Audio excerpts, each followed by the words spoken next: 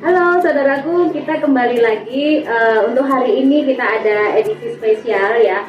Kita akan berbincang bersama rekan saya, seorang ibu yang luar biasa yang hari ini akan banyak membahas bersama kita tentang bagaimana menyikapi peluang usaha di masa pandemi ini. Ya, beliau adalah seorang ketua dari organisasi Hipmikindo Surabaya. Nah, organisasinya apa? Nah, beliau ini adalah Ibu Wiwi Anggraini. Dan siapakah beliau? Nanti beliau akan sendiri memperkenalkan diri kepada Anda semuanya. Ya, saya akan langsung menyapanya. Selamat pagi, siang, sore, malam. Pagi, setengah siang.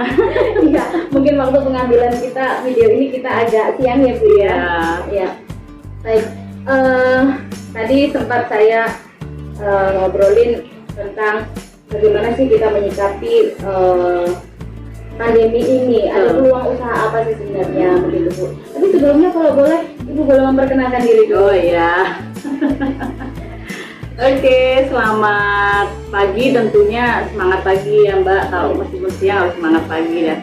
Perkenalkan, saya Wiwi Anggraini, saya ketua organisasi Hipmikindo, himpunan pengusaha mikro kecil menengah. Di sini saya kebetulan dimandatin oleh Bapak Bambang, yaitu ketua Hipmikindo yang ada di Jatim untuk mengelola pengusaha mikro kecil yang ada di Surabaya.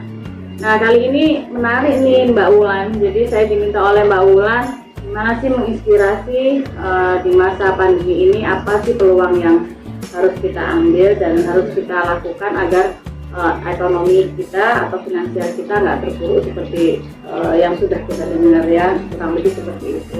Ini menarik sekali bagi saya sebagai ketua juga mempunyai program yang luar biasa untuk teman-teman di luar sana, di mana kita harus menjadi karakter diri sendiri Mbak Ulan. Dulu ya, karena sebenarnya masa pandemi ini semua punya polemik batin yang kurang lebih sama ya. Gimana nih, apa aja nih yang harus kita lakukan dan ini peluang seperti apa. Nah, ini sebenarnya bukan barometer untuk kita mengambil peluang apa, tapi karakter kita ini seperti apa ya, mengenal apa masing-masing karakter ini kan beda-beda ya. Jangan terpengaruh oleh luar sana bahwa kita harus mengambil peluang nih, langsung melihat peluang di depan. Enggak, karena peluang itu adanya di dalam hati kita, Dari diri kita dulu. betul. Berarti bukan saya mesti jualan tempe goreng gitu aja, jadi bukan itu ya. Betul. Bukan itu. Berarti harus kamu memang COVID-19 ini meninggalkan begitu banyak hal ya. Betul. Dalam diri kita Bu, ya. Ini kita sebenarnya orang-orang yang punya sejarah yang luar biasa. Kita patut bangga di masa pandemi ini kita mengikuti, mengamati dan kita ikut di dalamnya. Kita harus punya jiwa bahwa ya saya bangga melalui proses di Indonesia, bahkan ini kan bukan sejarah Indonesia saja ya, ini dunia gitu loh. Ya. Bahkan negara besar yang dulunya sepertinya wow selalu di atas pun telah mengalami sekarang hal yang sama. Nah, ini kesempatan kita untuk kita survive-nya yang seperti apa ya, kendalikan emosi itu yang paling ini ya, karena emosi betul. orang-orang ada di kondisi ini Bu ya. Jadi emosi itu bukan terus meledak-ledak seperti apa, enggak, karena emosi batin seperti susah, terus merasakan aduh aku seperti ini terus, janganlah ya. Betul. Benar-benar aduh beban berat terus setiap hari. Betul, mengeluh setiap hari, Menangis setiap hari. Apalagi ibu-ibu ya. Yang biasanya bisa senyum-senyum di luar sama teman-teman, di rumah udah gitu kondisinya lagi susah lagi gitu Bu ya. Kalau di rumah banyak duit nggak apa-apa, pun ini udah nggak punya duit di rumah terus kan. Lalu bagaimana sih gitu ya, apalagi di Hipmikindo juga sebagian besar anggotanya wanita. Betul. Bagaimana kita ini menyikapi kondisi pandemi ini supaya kita bisa tetap berdiri gitu. Betul. Jadi gini, perempuan ini punya keunikan yang luar biasa ya. Masa pandemi ini yang paling diuntungkan sebenarnya perempuan. Jangan salah. Ini perempuan heboh semua. Bunda nih ada-ada aja. Ini perempuan tambah terpuruk, orang suami nggak penghasilannya berkurang mungkin ya. Apalagi yang kan ada yang harus kita katakan banyak. Kondisi ini mengharuskan kita mungkin di kondisi bukan hanya nol ya, dari nol, tapi zero. Dan saya betul, sorry iya, bahkan bukan dari nol tapi dari minus sudah nggak nol tapi minus nol minus satu minus dua kan gitu ya. Yang lama-lama kalau kita tidak bisa mengendalikan diri, apalagi sebagai perempuan, beliau harus mengatur rumah tangga, apalagi yang punya anak-anak lebih dari 1 atau 2 ya, ini sangat menguras emosi para mama. Tapi jangan takut Ibu, saya yakinkan bahwa Ibu kalau melihat video ini sampai selesai, insya Allah langsung wah saya bangga menjadi perempuan ini yang paling penting. Nah di sini saya punya tips nih. Ibu ini kan cenderung pertama latahnya luar biasa ya. Kita nggak usah mengkiri bahwa enggak, aku karakterku ini nggak latah kok. Aku punya prinsip. Enggak, semua itu cenderung itu fitrah. Jadi visual kita ini betul. Visual kita itu kayaknya pengen apa-apa itu kelihatan lebih hijau aja. Jadi rumput tetangga lebih hijau, betul. Jadi rumput tetangga lebih hijau itu sebenarnya bukan pada laki-laki ya, itu buat perempuan sebenarnya. Kayaknya dia yang apa yang dia miliki biasanya lebih pada kurang aja. Apa yang dimiliki orang sedikit tapi terlihat bagus dan kayaknya banyak gitu loh. Kita kok kayaknya minim. Lah, peluang apa? Orang lain lebih enak, gue lu mah enak, gue susah. Kayak istilahnya, waduh, ini paling apalagi mah ya gitu ya. Masalah ngutang nih ya, biasanya gede-gedean utang nih. Lu mah masih 200 juta, aku mau sudah 500 juta. Dia bangga sekali. Nah, kabar gembiranya, nah kalau sudah mempunyai sikap dan sifat kecenderungan, kok enak ya, ini ambil positifnya, jauhi negatif. Artinya peluang itu di mana kita mau dan minat, pasti kita melakukannya bagus, karena kita melakukan fun ya, bahagia. Dengan minat itu kan berarti kita pengen. Kadang ada yang menjual itu, Bun, aku kayaknya bukan karakter yang bisa sales atau marketing seperti itu. Bukan zamannya sekarang, bukan zamannya. Jadi bukan zamannya kita kalau bilang aku nggak bisa, aku nggak bakat, aku nggak mampu, aku nggak punya ini. Betul. Nggak boleh, harus mengupgrade gitu Bu ya.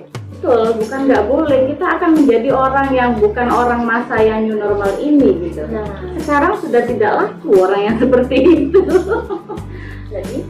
Jadi solusinya gimana caranya kita memberdayakan diri kita dulu. Oke, kalau aku merasa tidak bisa dan tidak mampu industri, kan kadang orang-orang itu enak ya, lu nggak bisa masak, gua nggak bisa masak, apa yang aku jual.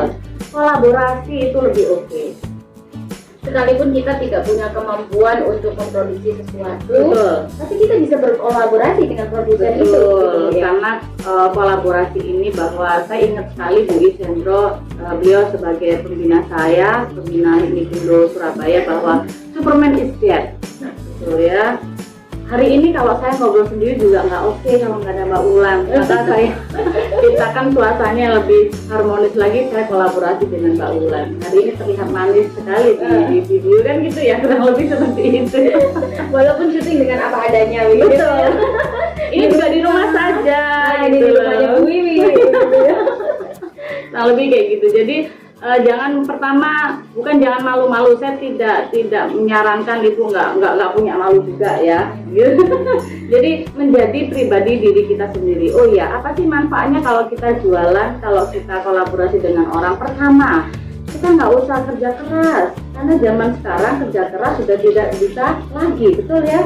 Sekarang jadi coba nomor kesekian gitu Bu ya. Betul. Yang paling penting adalah saya memang butuh finansial kita. Ekonomi saya harus diselamatkan, itu dulu. Karena kalau kita egonya masih ketekan itu, kita mungkin masa gua punya klinik penguatan mental, ini saya aja ya contohnya. Saya langsung terjun nih jualan daster. Kebetulan saya jualan daster juga. ya nanti bisa beli dasternya Bu Wiwi. Boleh ya, saya kolaborasi dengan UKM beberapa. Ini kan bentuknya pertama silaturahmi saya dengan teman-teman organisasi lainnya gitu. Ini sudah ada rezeki di situ. Ibu jangan lupa ya bahwa setiap silaturahmi itu menimbulkan rezeki. Seperti hari ini. Kalau saya sendiri di rumah mungkin nggak ngapain, nggak ada tamu juga rezekinya mungkin berkurang. Ada tamu Mbak Ulan, rezeki saya bertambah. Amin. Dan sekarang enaknya nggak bertamu pun itu seperti kita bertamu, silaturahmi pakai apa? Sosmed. Sosial media sekarang luar biasa.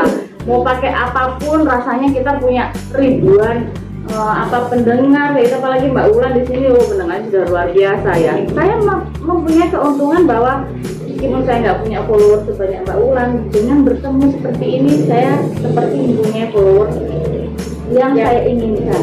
Nah, itu mau nggak kolaborasi? Betul. Lebih seperti itu Mbak Ulan. Oke, baik. Nah, tadi kita ngobrolin tentang kolaborasi ya, Bu Wiwi menjelaskan sebenarnya penting sekali untuk kita kolaborasi, sekalipun sepertinya kita, wah saya nggak pernah bisa masak, saya nggak bisa bikin makanan, saya nggak bisa bikin aksesoris atau apa. Nah, terus saya harus gimana nih? Begitu ya.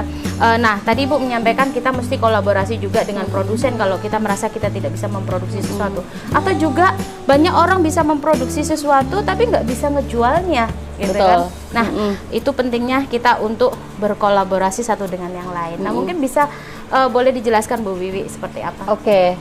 Nah, di sini ibu-ibu mungkin belum paham tentang Bu, aku nggak bisa berkarya nih. Ya, jadi karya itu bukan harus kita punya sesuatu yang terlihat ya Mbak Ulan. Kadang orang itu kan awam perihal UKM ini harus berkarya, harus punya sesuatu yang itu relate, terlihat mata. Contohnya aksesoris mungkin ya, kerudung. Iya. Tapi gimana orang-orang yang tidak punya keterampilan tangan yang seperti itu, hanya suatu ide. Ibu-ibu di luar sana, ide itu mahal harganya. Jadi sesuatu kolaborasi yang tercetus dari ide seseorang atau pelayanan mungkin ya, itu sebenarnya sudah karya. Seperti sekarang ini ya, karyanya tidak terlihat, pelayanan seperti mungkin kalau saya di sini klinik penguatan mental. Apakah itu terlihat? Kan hanya tatap muka. Itu pun kalau yang kemarin sebelum pandemi. Sekarang harus pakai voice aja. Apa ini ada wujudnya, suara ini kan nggak berwujud ya. Sepertinya nggak berwujud, tapi dampaknya. Betul. Nah, seorang ibu-ibu yang sudah punya jiwa kolaborasi yang bagus, ini harus punya mutu yang bagus juga, karya yang bagus. Mutu ini kan karya ya, dan tidak harus berwujud seperti apa, menyenangkan. Pelayanan itu kan seperti itu ya Mbak Ulan. Kan dari agent ke reseller, kadang distributor, dari kan kalau tahap kita mungkin nanti di edukasi lanjutan ya, karena UKM banyak sekali yang belum tahu tahapan. Sebenarnya aku ini harus kolaborasi dengan apa dulu ya untuk ke bawahnya kan gitu. Tahu-tahu ngobrolnya, wah aku harus jadi distributor tapi dia nggak punya modal. Harus seperti itu ya Bu ya. Jadi ini mungkin pengetahuan nanti selanjutnya channel Mbak Ulan, bahwa ibu-ibu harus tahu loh, mikro tuh yang seperti apa, kecil yang seperti apa, menengah dan besar tuh yang seperti apa. Klasifikasi usaha ya Bu ya. Betul. Nah, kalau boleh sekalian dijelasin Bu. Oh, kalau boleh. Usaha mikro itu apa? Dari menengah itu omset apa? mungkin Ibu sudah dapat ilmunya nanti dari ya Mbak Google atau ini ya. Semua sekarang sosial media itu Ibu apa sih yang nggak tahu, semuanya udah di dalam genggaman.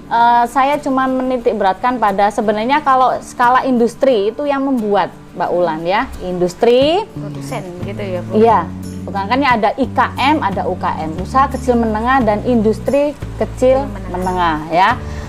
Di sini ada IKM dan UKM. IKM ini yang membuat, yang produksi. Nanti biasanya dia memilih distributor. Distributor biasanya skalanya lebih besar, kayak di Surabaya ini. Oke, aku pilih orang satu untuk menjadi distributor. Di bawah distributor ada suatu keagenan. Agennya ini biasanya menyebar ke seluruh Surabaya, wilayah timur, barat, tengah, seperti itu. Nah, dari agen biasanya dipecah lagi menjadi reseller-reseller yang seperti Ibu. Itu yang mungkin produsen sekelas pabrik ya. Gimana kalau kita Industri rumah tangga? rumahan ya, Industri khusus kecil. PRT ya, cukup Ya. packing, mikro ya, gimana? Dia biasanya 2 tahap. Kalau enggak industri, dia sendiri langsung sama reseller. Reseller. Iya. Atau dia sendiri langsung kepada end user, pada pembeli. Ada langsung pembeli. Seperti itu. Cuma kadang-kadang karena saya juga seorang produsen, mau melayani pembeli itu kadang-kadang takutnya Iya. gimana? Karena kita lagi konsen di produksi, pembelinya banyak banget, keinginan Betul. jadinya aduh sudah deh kamu aja deh yang pegang penjualannya gitu ya. Nah. Akhirnya menunjuk ada rekan yang misalnya kita collab juga gitu Bu ya. Betul. Misalnya membantu untuk menjualkannya, Betul. misalnya menangani reseller yang Betul. lain. Dan ini yang terjadi di masyarakat luas kita, bahwa biasanya hal seperti ini nggak terjadi, makanya usaha stuck seperti itu aja. Masalahnya cuma satu, dia ego. Dia maunya aku aja deh, wong aku bisa kok sendiri. Ini jebakan ya Bu, ibu-ibu di luar sana kalau sudah mempunyai orderan banyak, ini harus punya satu minimal koordinator atau keagenan yang dia juga bisa menjual dan cover seluruh produk yang sudah ada. Jadi nggak jual retail, ya jual ecer, boleh seperti itu kalau satu, harganya dijaga. Ini sangat penting sekali karena banyak komunikasi yang terhambat, stuck, usahanya jadi bubar antara partner Hidup satu dan mati, partner ya. lainnya karena harga di luar sana dirusak sendiri oleh industri. Industri bukan skala besar ya Bu. Saya bilang industri di sini contoh lah, saya bikin donat. Donat saya kalau ke end user langsung itu 12.000. Tapi ada orang kula selesainya dikit sekali. Ini bukan namanya peluang bisnis. Tapi dia merasa gua cuan apa nih, orang cuma selesainya 1.000 kan gitu. Ini bukan peluang. Gimana itu Bu? Menyingkapinya minimal ada suatu MOU ya, atau kalau sekarang itu kan trust aja sudah cukup sebenarnya. Tapi ada suatu kolaborasi yang dimana harus ada hitam di atas putih. Jadi semua pasar sudah terkoordinir dengan rapi, mungkin per wilayah, atau yang paling sederhana lah Bu, nggak usah ribet ya, harga jual tok ini di flyer kan ada sekarang ya, di share di grup-grup itu ya, ada harganya, harga jualnya.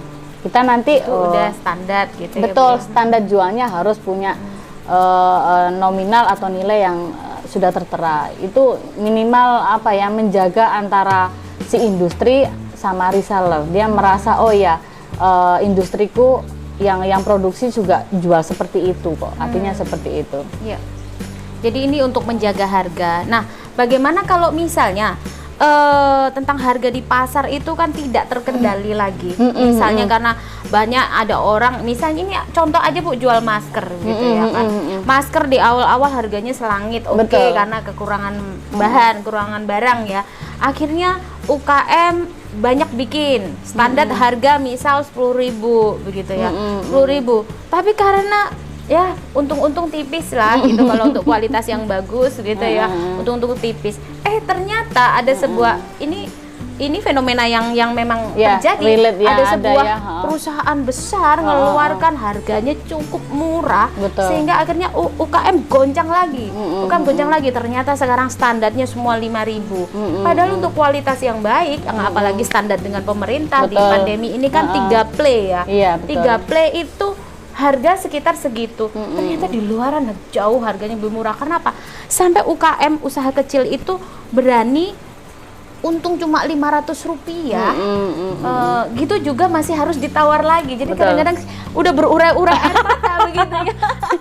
Nah, ini curhatan dari yang ada ya. Memang saya mengapresiasi setiap channel Mbak Wulan ini relate yang ada di masyarakat luas, nggak usah dipercantik, nggak usah dipoles. Jadi ini sebenarnya relate yang ada di masyarakat luas seperti itu.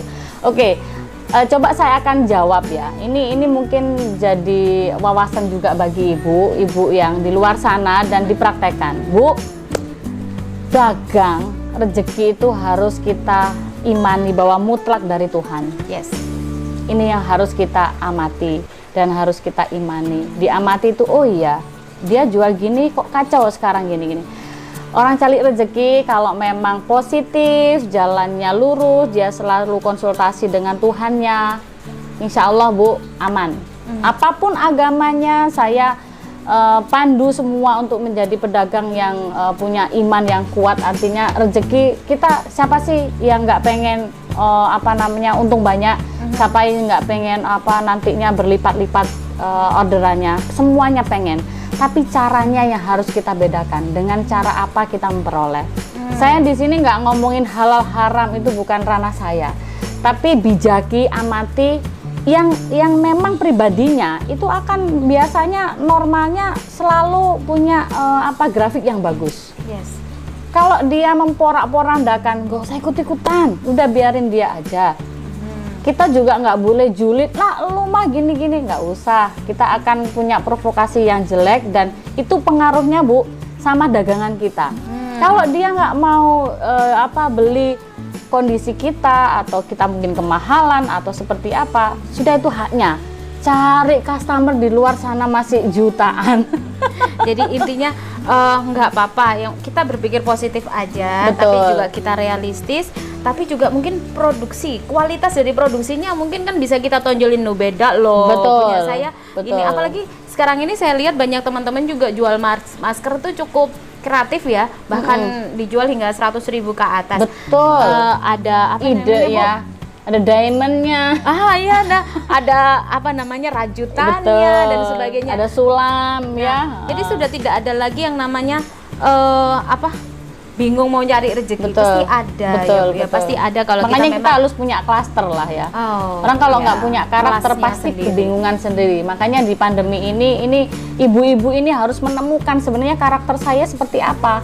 Kelemahan dan kelebihan harus ditemukan untuk para UKM yang di luar sana. Saya ngomong UKM ini bukan hanya UKM Kawaan ya, udah berapa tahun gitu ya. Ini kesempatan untuk para pelaku UKM yang mau belajar atau startup untuk menjadi pengusaha itu kayak apa. Nggak harus produksi ya Mbak Ulan ya. Sekarang soalnya kasihan juga kalau standar pengusaha mah harus produksi, barang lu punya apa, enggak juga. Karena ide kreatif, apalagi sekarang ya, konten-konten kreatif atau menginspirasi ini sebenarnya sangat diperlukan oleh masyarakat luas. Karena ilmu adalah penunjang atau daya ungkit untuk menemukan finansial yang lebih bagus lagi.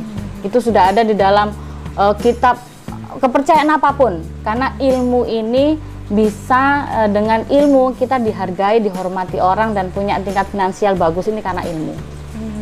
Betapa butuhnya kita punya ilmu ya. Sekarang kita sharing ilmu seperti ini juga, kalau ibu ngerasa menganggap ini manfaat, lakukan. Karena ilmu itu sedikit aja nggak apa-apa, yang penting dilakukan. Kalau banyak ilmu, nonton terus ilmu tuh wambah kemana-mana webinar, tapi hal satu aja nggak melangkah. Karena ribuan langkah ke depan kan dimulai dari satu langkah. di satu langkah saja. Betul. Iya. Tadi sempat bahas ya sebenarnya bahwa kalau kita nggak bisa produksi, mungkin kita yang jualkannya gitu ya, Betul. simpelnya ya Bu. Nah, tapi bagaimana dengan kita para usahawan ya, atau maksudnya industri begitu Bu ya. Kadang-kadang misal ini aja ya contoh Bu. Sekarang ini apalagi kayak model saya nih ya, saya jual kalung, batu, mutiara. Ini kan memang kelasnya agak mahal gitu ya Bu. Segmennya Nah, ya. Sekarang siapa juga yang mau beli dulu gitu kan ya, walaupun ini kecuali yang memang beda ya gitu Bu ya, karena nggak Tapi, keluar juga ya. iya, sebagian besar. Nah, kita juga harus berpikir begitu. Ada seorang rekan saya, beliau juga segmentasi pasarnya dan produksi barangnya satu Hampir liting sama. dengan saya ya, hampir sama dengan saya. Akhirnya dia membuat masker, membuat maskernya pun untuk dia mendongkrak harga daripada menurut dia, daripada saya untuk Rp500 saja bulan, saya bikin masker yang akhirnya saya rajut dengan handmade, karena dia seorang fotografer juga Bu, jadi dia tuh suka foto-foto yang namanya foto-foto burung, foto-foto alam itu. Dia merajutnya sesuai dengan alam itu, dan itu sangat etnik dan laku harga segitu. Jadi istimewa begitu Bu ya. Nah, kita ide sudah ya. dan kita juga sudah nggak usah gengsi lagi gitu. Betul. Tadi kan Ibu Pokoknya udah diturunin deh. Era new normal ini yang benar. Mungkin normalnya orang dulu plan itu nggak normal ya. Lu mah dulu gini, sekarang gini. No, jangan malu dibilang plan. Hidup ini memang harus plan. Kalau nggak plan nggak ada perubahan. Jangan takut dibilang lu dulu gini, sekarang gini. Enggak. Karakter itu memang harus bertumbuh ke atas. Nah, ke atas tuh berubah. Mau dibilang sombong ya mungkin hak mereka ya. Yang pasti kita harus pertama punya nilai kebaikan yang luar biasa, berbagi, dan satu, tetap mempunyai ilmu yang terus upgrade. Karena sekarang tidak zamannya update terus ya, Ya. update semua. Ini perubahannya sangat cepat gitu Betul, ya. Kalau jangan- kita nggak segera merubah dengan berubah diri Betul, juga gitu Bu, betul. ketinggalan. Betul, sangat-sangat ketinggalan. Bukan hanya ketinggalan ya, kita mungkin secara hidup masih hidup, tapi secara kemasyarakatan kita meninggal karena sudah tertinggal dan tidak punya manfaat lagi. Iya. Kurang lebih seperti itu. Iya. Keren sekali. Kalau ngomongin pandemi mah agak ngeri-ngeri sedap Iya, ya. ngeri-ngeri sedap ya. Jadi kita bagaimana sih melihat kondisi ini, tetapi tetap sebenarnya masih ada peluang. Pasti peluang itu ada, karena peluang itu di titik positif, bukan di titik negatif. Saya tekankan bahwa orang-orang yang memiliki pemikiran negatif sudah nggak usah ngomongin peluang deh, itu sudah mati rasa-rasanya, karena dari dalam dirinya aja sudah nggak bahagia. Alam semesta tidak akan mendukung kondisi seperti itu, dan kita akan mengalami keterpurukan yang luar biasa. Intinya seperti ini ya, pandemi ini meskipun masih lama Mbak Wulan, tapi hadirnya pandemi ini kita menjadi sosok manusia yang diciptakan, ditakdirkan untuk kuat semuanya. Ya. Kita harus berperang melawan ketakutan di luar sana untuk menjadikan power dalam diri kita bahwa yes, saya makhluk pilihan Tuhan yang ini akan menjadi sejarah di seluruh dunia. Ini bukan hanya Indonesia tapi ini dunia. Berbanggalah dilahirkan sebagai milenial di era seperti ini dan mengalami pandemi seperti ini. Ini sangat luar biasa. Pasti ada hikmah yang luar biasa dari kejadian Pasti. ini semua ya Bu. Dan hanya orang-orang yang mempunyai pemikiran positif yang mampu menangkap peluang, itu intinya. Ya. Jadi susah semua dihilangin dulu karena kita bukan sendiri, kita sama-sama ya. Kita masih punya tetangga. Rasakan kenikmatan, kesyukuran yang sedang saat ini kita miliki. Itu yang membantu kita untuk kita kembali move on. Yes, saya ternyata masih hidup, masih punya tangan lengkap ya, mata sudah masih terang, semua sudah lengkap. Ini yang patut kita syukuri, karena rasa syukur yang ada ini Mbak Wulan, ini akan menimbulkan pertama, imun kita semakin bagus. Dari imun kita bagus, otomatis peluang itu akan datang sendirinya, nggak usah dicari. Ikhtiar itu akan dikit tapi maksimal hasilnya kalau kita lagi bahagia hati kita. Iya. Itu aja. Jadi intinya memang kita ini harus berpikir positif. Betul. Walaupun kondisi susah ya nggak boleh mengeluh. Harus mensyukuri semua yang ada. Kita nggak sendiri ya. Kadang-kadang Betul. karena perempuan itu kan terkadang kalau berpikir bahwa Baper banget ya. iya, pokoknya saya yang paling susah sedunia. Gitu Lu ya, mah paling- masih gini, gua tambah susah Nah, lagi. sekarang gini, gue ceritain loh. Lu masih gitu aja udah gini ya. Ini bahaya sekali Mbak Wulan. Jadi obrolan seperti itu masuk bawah sadar, ditangkap oleh alam semesta bahwa yes, orang ini memang nggak apa-apa kalau susah. Jadi nggak usah dirubah. Ini akan bahaya. Dan saya sebagai orang hipnoterapi, coach juga menyarankan untuk teman-teman di luar sana yang pengen punya finansial yang bagus, jangan pernah punya pengalaman yang seperti itu. Kalau diajak ngobrol-ngobrol yang semakin mengerucut ke arah penekanan mental, langsung grow up aja. Ya. Yes, saya alhamdulillah Bu, kondisi seperti ini masih syukurlah saya masih dikasih sehat, gitu aja. Masih bisa bangun pagi, masih bisa nafas. Itu juga Betul. sudah disyukuri gitu Bu ya. Oke, baik Bu Wiwi, terima kasih. Kita jumpa lagi di video berikutnya ya Bu. Insya Allah. Ya, terima kasih Bu. Sama-sama Mbak Wulan. Baik, saudaraku semuanya, pasti Anda dapat sesuatu yang sangat penting hari ini ya, dan semoga ini boleh menginspirasi kita semuanya bahwa sekalipun keadaan itu susah seperti ini, tapi kita bisa bangkit asal Anda dan saya kita mau berubah.